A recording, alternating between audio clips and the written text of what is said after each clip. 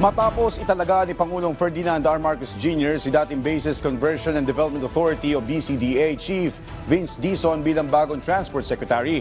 Pangungunahan niya ang flagship infrastructure project sa ilalim ng Build Better More program ng administrasyon.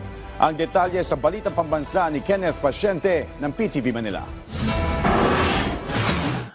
Simula Pebrero 21, panibagong liderato ang mamamahala sa Department of Transportation.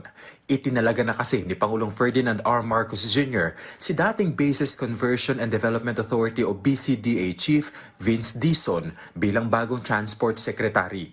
Ibig sabihin, pangungunahan ni Dizon ang ahensya na naatasang mga siwa sa 69 mula sa kabuuang 186 flagship infrastructure projects sa ilalim ng Build Better More program ng administrasyon. Dati nang nanungkulan si Dizon sa nakalipas na administrasyon.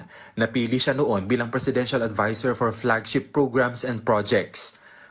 At napalawig pa ang kanyang mandato ng italaga bilang Deputy Chief Implementer ng National Action Plan Against COVID-19, Testing Czar at Chief Coordinator ng Test, Trace, Treat Program.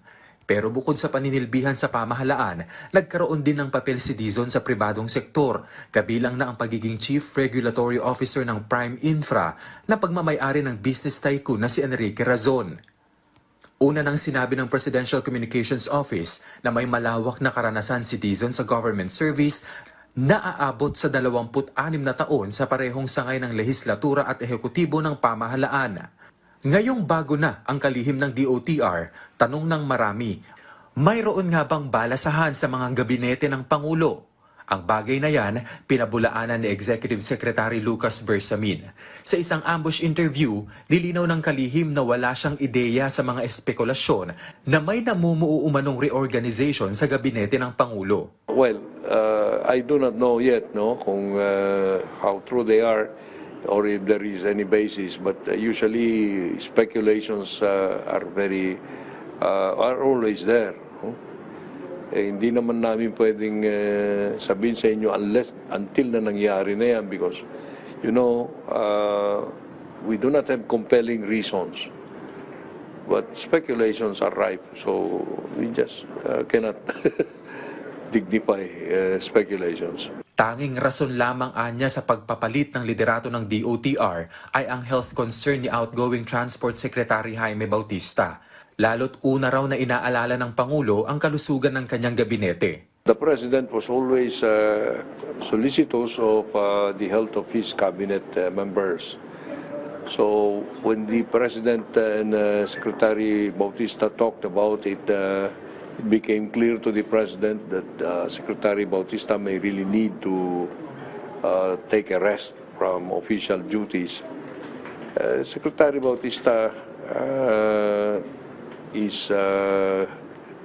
has asked for until February 21. The President naman maunawain yan. Pinabulaanan din ng kalihim na may mga grupo umano ang hindi nasiyahan sa paninilbihan ni Bautista at hindi rin anya totoo na pinagbitiw ito sa pwesto. No. The President and Secretary Bautista talked at length about the situation of Secretary Bautista. There is no other consideration there except to allow Secretary Bautista to have more health. Hunyo noong 2022 nang italaga ng Pangulo si Bautista bilang Transport Secretary. Mula PTV, Kenneth Pasyente, Balitang Pambansa.